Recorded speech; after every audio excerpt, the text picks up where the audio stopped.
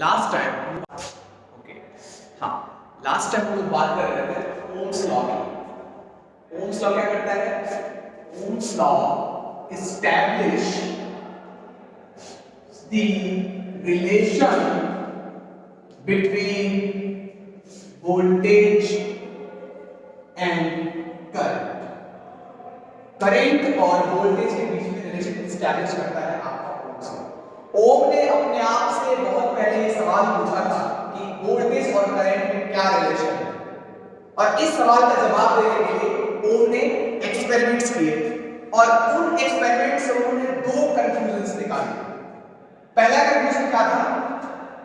Current across a conductor is proportional to the applied voltage. जो हम voltage apply करते हैं वो करंट के प्रोपोर्शनल होता है। पहली चीज हमने ये पता करी। दूसरी चीज पता करी कि जो वोल्टेज और करंट का रेशियो होता है वो सर्किट के लिए कांस्टेंट रहता है। यहां पर देखिए voltage divide by current is equal to a constant. इन दोनों चीजों को लेकर उन्होंने मिला दिया और गणितीय रूप में इसको इस तरीके से लिख दिया, V is equal to constant multiplied by the current. और ये कांस्टेंट जो है वो सर्किट में लगे हुए कंपोनेंट्स पर डिपेंड करेगा। इसकी वैल्यू, इस कांस्टेंट की वैल्यू, इसको उन्होंने कहा कि this constant is the property of the circuit. तो सर्किट के अंदर एलिमेंट्स लगे हुए हैं और उसको नाम दे दिया उन्होंने रेजिस्टेंस। रेजिस्टेंस, और इसको रिप्रेजेंट कर दिया कैपिटल आर से। इस कांस्टेंट को उन्होंने कैपिटल आर से रिप्रेजेंट कर दिया। इस इक्वेशन को आप अगर कांस्टेंट की जगह पे कैपिटल आर रखोगे तो इक्वेशन आपका बनेगा V is equal to IR and this equation is called Ohm's law। इस इक्वेशन से हमें पता चलता है कि सर्किट के अंदर का जो जनरेटेड करंट है वो अप्लाइड वोल्टेज के डायरेक्टली प्रोपोर्शनल है। इस लॉ को हम थोड़ा सा और अच्छे से देख सकते हैं, इससे और कंक्लूजन निकाल सकते हैं। इसको जरा इस तरीके से लिख लिया जाए, V is equal to I into R। R से डिवाइड कर दो दोनों तरफ, ये हो जाएगा V divide by R is equal to I। यहां तक लोगों ने पहले ही देख लिया है कि जो करंट है वो अप्लाइड वोल्टेज के प्रोपोर्शनल है, लेकिन यहां पर एक चीज आपको देखने को और मिलेगी कि the current in the circuit is inversely proportional to the resistance of the circuit। इस R को हम सर्किट का रेजिस्टेंस बोल रहे हैं और वो रेजिस्टेंस के इनवर्सली प्रोपोर्शनल है आपका करंट। इसका मतलब ये है कि सर्किट का अगर रेजिस्टेंस बढ़ाओगे तो उसमें जो करंट फ्लो हो रहा है वो कम हो रहा है, और ये रेजिस्टेंस जो है वो सर्किट के अंदर लगी हुई मटेरियल की प्रॉपर्टी है। So this R is property of this circuit. ये सर्किट की प्रॉपर्टी है, सर्किट के अंदर जो मटेरियल है उस पर इसकी वैल्यू डिपेंड करेगी। ये ज्यादा भी हो सकती है और कम भी हो सकती है। अब नेक्स्ट क्वेश्चन ये आता है कि किस तरह के मटेरियल्स के लिए R की वैल्यू ज्यादा होती है और किस तरह के मटेरियल के लिए R की वैल्यू कम होती है। So value of R is higher for insulators. जो इंसुलेटर होते हैं आपके उसके लिए R की वैल्यू अधिक होती है, and value of R is smaller for conductors. Conductor जो होते हैं आपके जैसे कि चांदी है, कॉपर है, सोना है, एल्युमिनियम है, इन सारी चीजों के लिए R की वैल्यू होती है बहुत कम होती है। लेकिन जो इंसुलेटर है जैसे कि आपका वुड है, एयर है, वाटर है, कौन सा वाला वाटर है? वो वाला वाटर है जिसमें सॉल्ट मिला हो, वो वाला वाटर डिस्टिल्ड वाटर। इन सारे मटेरियल के लिए R की वैल्यू अधिक होती है और इसीलिए इन सारे मटेरियल्स को इंसुलेटर कहते हैं। जिन मटेरियल के लिए R की वैल्यू कम होती है उनको हम लोग कंडक्टर कहते हैं। तो ये हो गया R। R is the property of material, it's called resistance, and all those materials combined together are called resistors। तो इन सारे मटेरियल को कंबाइन करके हम लोग रेजिस्टर बोलते हैं। तो मटेरियल को बोलते हैं, materials are called रेजिस्टर्स, उनको रेजिस्टर्स बोलते हैं और उनकी ये प्रॉपर्टी है, and their property is called resistance, और इसको हम लोग रिप्रेजेंट करते हैं R से। अब आप बोलोगे सर ये रेजिस्टेंस किस तरह की प्रॉपर्टी है, ये क्या करता है? ऐसे कि मटेरियल को लेकर के हमें कई तरह की प्रॉपर्टी हमें पता है। कुछ मटेरियल होते हैं जो हीट को बहुत इजीली कंडक्ट कर देते हैं, कुछ मटेरियल ऐसे होते हैं जिसमें हीट उतने अच्छे से कंडक्ट नहीं हो पाता है। ऐसे कि आप लोग जानते होंगे जो लोहे की रॉड होती है उसको आग में रखोगे तो वो बहुत जल्दी गर्म हो जाएगी। एक सिरे को अगर आग में डाल दिया तो दूसरा सिरा जो है वो बहुत जल्दी गर्म हो जाएगा। लेकिन अगर यही चीज आप लकड़ी के रॉड के साथ करोगे तो वो चीज जल्दी गर्म नहीं होगी, वो दूसरे एंड तक हीट पहुंचने में बहुत टाइम लगेगा। तो उस लकड़ी के मटेरियल में हीट जो है वो अच्छे से कंडक्ट नहीं हो पाता है, लेकिन लोहे के रॉड में अच्छे से कंडक्ट हो जाता है। तो वहां पर उस कंडक्टिविटी को हम लोग बोलते हैं कि लोहे की जो थर्मल कंडक्टिविटी है वो ज्यादा है, क्योंकि वो हीट को बहुत इजीली कंडक्ट कर दे रहा है, और वुड के लिए थर्मल कंडक्टिविटी कम है। इसी तरह की कंडक्टिविटी वाली प्रॉपर्टी रेजिस्टेंस है। वहां पर जो चीज टेम्परेचर हीट को अच्छे से कंडक्ट कर देता है उसको हम लोग कहते हैं कि उसकी थर्मल कंडक्टिविटी जो है वो ज्यादा है। यहां पर ये रेजिस्टेंस जो है वो करंट के साथ इसका रिलेशन है, और कैसे रिलेशन है इसका देखिए। जो कंडक्टर है इनमें करंट बहुत इजीली फ्लो हो जाता है। मैंने क्लास में डिस्कस किया था, conductors have free electrons, conductors have free electron. अब इलेक्ट्रॉन जब इसमें फ्री है तो वो इजीली मूव कर जाएंगे, और अगर वो इजीली मूव कर जाएंगे तो उसके अंदर करंट जनरेट कराना आसान होगा, क्योंकि उसमें फ्री इलेक्ट्रॉन्स हैं कंडक्टर के अंदर। लेकिन इंसुलेटर के अंदर के इलेक्ट्रॉन्स फ्री नहीं है, और अगर वो फ्री नहीं है तो वो करंट जनरेट नहीं कर सकते अगर आप उसके क्रॉस वोल्टेज लगाओगे तो अगर इसके अंदर करंट जनरेट नहीं हो सकता है तो इसीलिए हम कहते हैं कि इसका जो रेजिस्टेंस होता है वो ज्यादा होता है। जैसे कि मैंने यहां ऑलरेडी लिख रखा है कि resistance of insulators are higher compared to the resistance of conductors. तो रेजिस्टेंस कंडक्टर का ज्यादा कम होता है, इंसुलेटर का ज्यादा होता है। रेजिस्टेंस के यूनिट को और उसकी डायमेंशंस को हम लोग इस इक्वेशन से पता कर सकते हैं। तो चलिए उसको पता करते हैं। Unit of resistance, unit of resistance, और रेजिस्टेंस की यूनिट को पता करने के लिए हमारे पास जो ओम्स लॉ का इक्वेशन है हम लोग उसको यूज करेंगे। Unit of resistance, unit of R, use the previous equation which is V equals to I into R।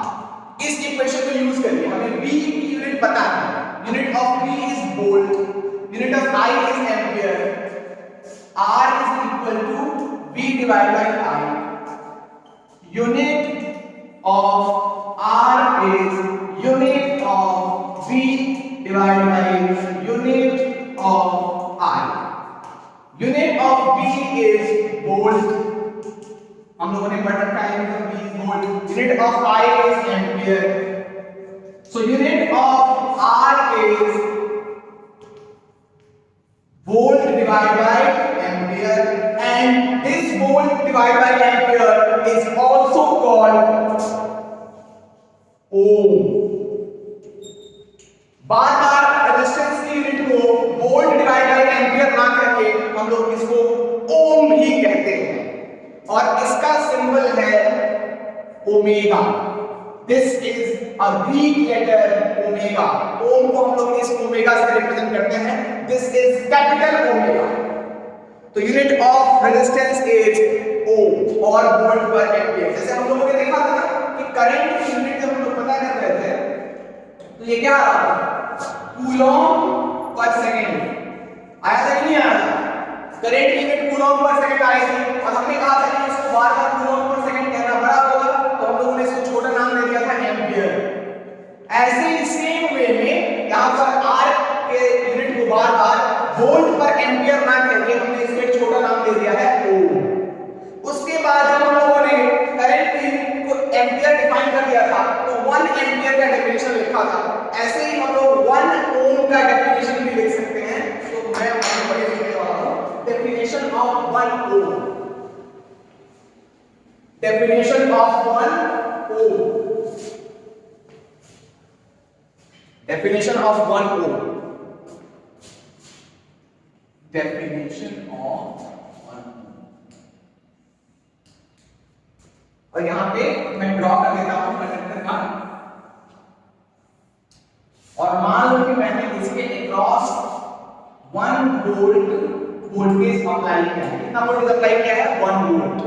और मान लो कि इसके अंदर जो है 1 एम्पियर करंट फ्लो कर रहा है। अगर ऐसा सिचुएशन आए आपके पास कि कोई किसी कंडक्टर के अक्रॉस आप 1 वोल्टेज अप्लाई करो और उसमें अगर 1 एम्पियर करंट फ्लो हो रहा हो, तो उसका जो रेजिस्टेंस होगा वो होगा 1 वोल्ट पर 1 ampere, and which is 1 ohm. So if 1 volt of voltage is applied across a resistance and the current in that resistor is 1 ampere, then the resistance of that resistor is 1 ohm. ये है आपके 1 ohm का definition. अब सवाल ये आता है कि सर रेजिस्टेंस तो मटेरियल की प्रॉपर्टी है, this R is a property of the material। R जो होगा वो स्मॉल होगा, किसके लिए? कंडक्टर्स के लिए। और इसकी वैल्यू जो होगी वो लार्ज होगी, किसके लिए? इंसुलेटर के लिए। अब देखिए सर, कंडक्टर और इंसुलेटर की तो कई तरह के होते हैं, शेप और साइज डिफरेंट उनका होता है। तो क्या ये R जो है वो उन सब चीजों पर भी डिपेंड करता है क्या? R की वैल्यू और किन चीजों पर डिपेंड करती है? तो हम नेक्स्ट टॉपिक में वही पढ़ने वाले हैं, dependence of R on length and area. R की वैल्यू किन चीजों पर डिपेंड करती है, हम लोग उसी के बारे में पढ़ने वाले हैं। पहले इससे पहले जरा R को किस सेंस में देखते हैं, जरा ध्यान से। R एक्चुअली में है क्या? रेजिस्टेंस, उसको मैं यहां पे लिखता हूं जरा। It is the property of the material to oppose the electric current। Resistance नाम में ही लगा है, रेजिस्टेंस का मतलब क्या होता है? रेजिस्ट करना, किसी चीज को होने से रोकना, उसी को कहते हैं कि आप उसको रेजिस्ट कर रहे हो। ऐसे हमारी बॉडी जो है वो फाइट करती है कि नहीं डिजीजेस से, तो हम लोग उन डिजीजेस को रेजिस्ट करते हैं अपनी बॉडी को पर टेक ओवर करने के लिए। इसी वे में रेजिस्टेंस जो है ये मटेरियल की प्रॉपर्टी है। और ये कौन सी प्रॉपर्टी है? ऐसी प्रॉपर्टी है जिसकी वजह से वो मटेरियल करंट को अपोज करता है अपने अंदर फ्लो होने से। एग्जांपल के तौर पे यहां पे 2 मटेरियल लेते हैं। मान लो इस मटेरियल के अंदर करंट इजीली फ्लो हो जा रहा है, इसमें इजीली फ्लो हो जा रहा है, और एक और मटेरियल ले लो जिसके अंदर करंट इजीली फ्लो नहीं हो रहा है।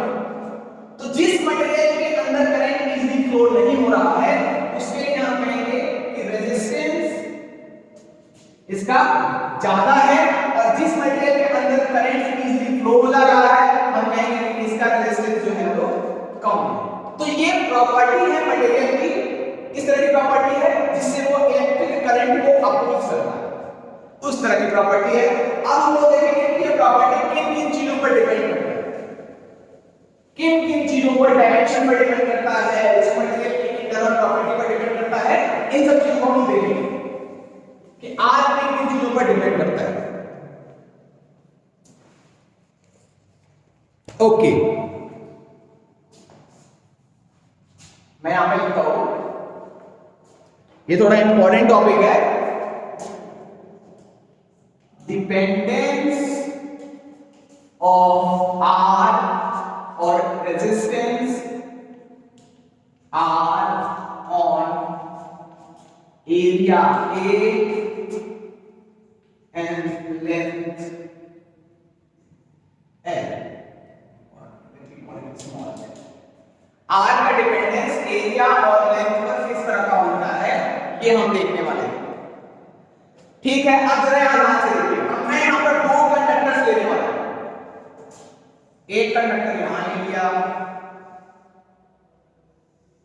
इसके क्रॉस का वोल्टेज मान लो मैंने लिया, लेकिन यहाँ वोल्टेज की कोई जरूरत ही नहीं है, तो हम लोग वोल्टेज नहीं लेते हैं, बल्कि इसके डायमेंशन को डिफाइन कर लेते हैं।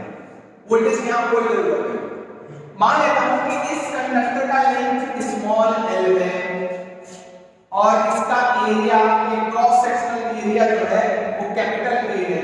तो हमने दो चीज इस कंडक्टर की डिफाइन करी, length of the conductor is small l, cross sectional area of this conductor is capital A।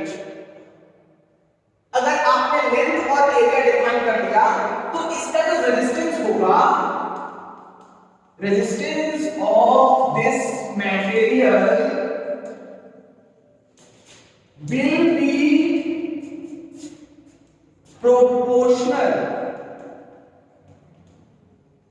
to its length। यहां देखो मैं ये क्लेम कर रहा हूं कि जो इस मटेरियल का रेजिस्टेंस होगा वो इसके लेंथ के प्रोपोर्शनल होगा, ऐसा मैं क्लेम कर रहा हूं। अभी सवाल आएगा कि सर ये इसके प्रोपोर्शनल क्यों है, आई एक्सप्लेन। लेकिन पहला जो R का डिपेंडेंस है, R will be proportional to the length of the conductor। दूसरी चीज आपको ये देखने को मिलेगी कि R की डिपेंडेंस A के साथ कैसी है, resistance of the material will be inversely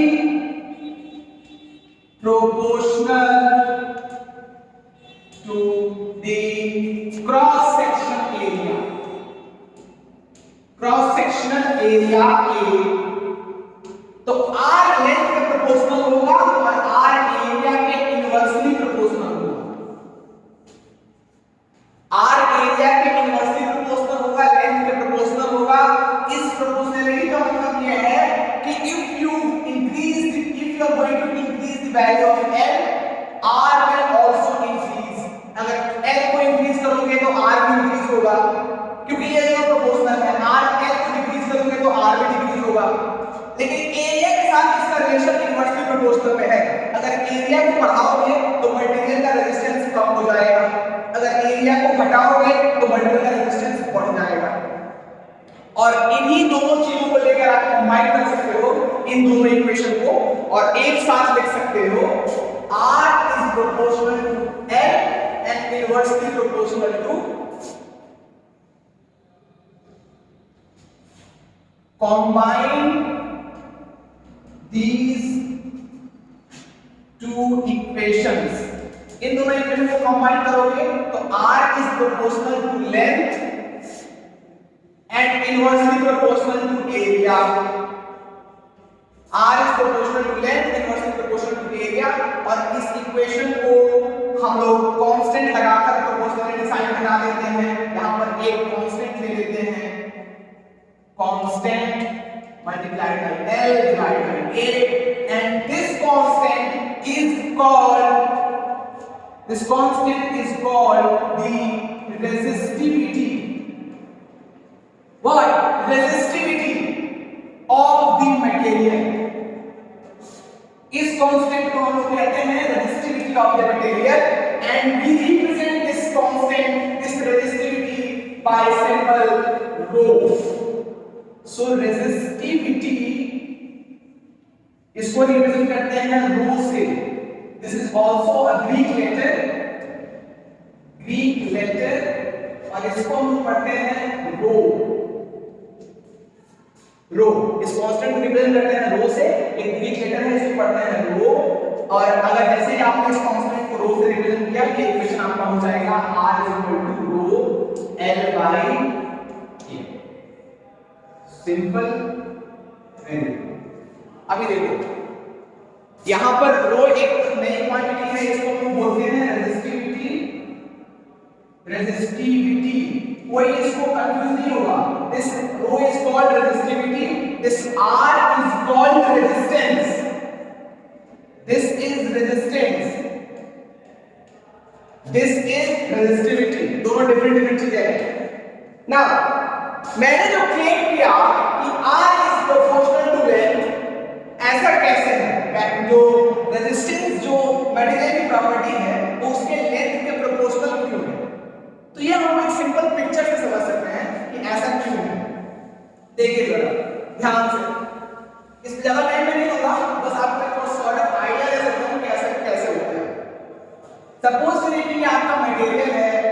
और ये आपका कंडक्टर है और इसमें करंट फ्लो हो रहा है, इसमें करंट क्या हो रहा है, फ्लो हो रहा है। ऐसा मान लीजिए कि आपका कंडक्टर है, इसमें करंट जो है वो फ्लो हो रहा है।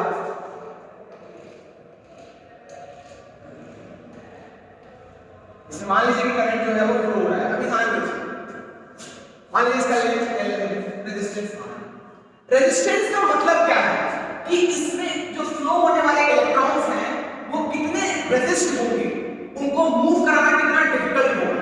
उसी प्रॉपर्टी को तो हमने रेजिस्टेंस कहा था कि अगर उनको इसमें मूव करना आसान होगा तो रेजिस्टेंस कम होगा, अगर उनको इसमें मूव करना डिफिकल्ट होगा तो रेजिस्टेंस ज्यादा होगा। अब देखिए, आपको पता है कि इस कंडक्टर के अंदर के इलेक्ट्रॉन जब मूव करेंगे तो इसके अंदर के जो न्यूक्लियस है उससे टकराएंगे।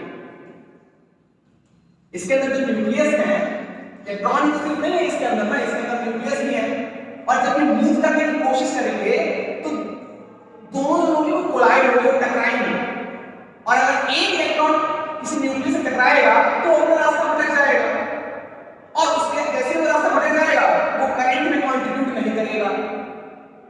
और इस वायर का लेंथ जितना ज्यादा होगा, इलेक्ट्रॉन्स उतने ही ज्यादा टकराएंगे आपके न्यूक्लियस से और उनको मूव करना उतना ही डिफिकल्ट होगा।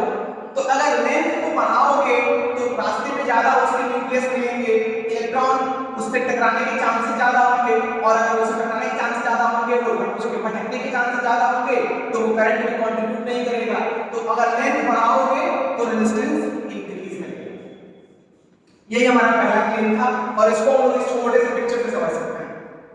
दूसरा डिपेंडेंस था कि R उसके एरिया के इनवर्सली प्रोपोर्शनल है। ये भी देखना बहुत ऑब्वियस है, क्योंकि अगर एरिया इंक्रीज करोगे, एरिया इंक्रीज करने का मतलब क्या मतलब है कि इस शेप को, इस साइज को बढ़ा कर दिया, ये जो इसका एरिया यहाँ पे दिख रहा है, अगर इसको इंक्रीज कर दोगे तो जो नंबर ऑफ इलेक्ट्रॉन्स आपको करंट के लिए मिलेंगे वो ज्यादा मिलेंगे, और जब नंबर ऑफ इलेक्ट्रॉन ज्यादा मिलेंगे तो फिर आप के इलेक्ट्रॉन ज्यादा मूव करेंगे और फिर करंट भी ज्यादा होगा, और जब करंट ज्यादा होगा तो रेजिस्टेंस कम हो जाएगा। तो दूसरी वाली चीज आपको देखने को मिलेगी कि resistance is inversely proportional to area, और इन्हीं दोनों चीजों को हमने कंबाइन करके ये इक्वेशन लिखा था, R is equals to rho L by A, where rho is resistivity of the material, R is resistance of the material, L is the area of the material, A is the cross section of the area, L is the length of the material, and LA is the cross sectional area of the material. So far so good. अभी आगे हम लोग देखते हैं unit of रो, और unit of रो हम लोग इसी इक्वेशन को यूज करके पता कर सकते हैं, यूनिट ऑफ रेजिस्टिविटी। रेजिस्टिविटी की यूनिट कैसे निकाल सकते हैं, इस इक्वेशन को थोड़ा सा चेंज कर दो। इक्वेशन है R = rho L by A, इसको ऐसे लिख सकते हैं क्या, R * A = rho * L। A से मैंने मल्टीप्लाई कर दिया दोनों तरफ, अब मैं A से डिवाइड कर L से डिवाइड कर देता हूं, दोनों तरफ L से डिवाइड कर दो, तो इक्वेशन आ जाएगा rho = R A by L, और इस इक्वेशन को यूज कर लो to find out the unit of rho. Unit of rho is equal to unit of R multiplied by unit of A divide by unit of L। Now unit of R is ohm, हमको पहले से पता है, unit of A is metre square, area होता है length into length, तो length का unit metre, दूसरी लेंथ का unit metre, metre into metre, metre square, unit of length is metre. यहां मीटर से मीटर कैंसिल हो गया, यूनिट ऑफ रो आपका आ जाएगा ओम, और यहां से 1 मीटर बचा metre, so unit of rho is ohm into metre. So far so good. Ohm unit of rho is ohm into metre, ये हम लोगों ने रेजिस्टिविटी की यूनिट पता कर ली। आगे की चीज हम लोग नेक्स्ट क्लास में देखेंगे।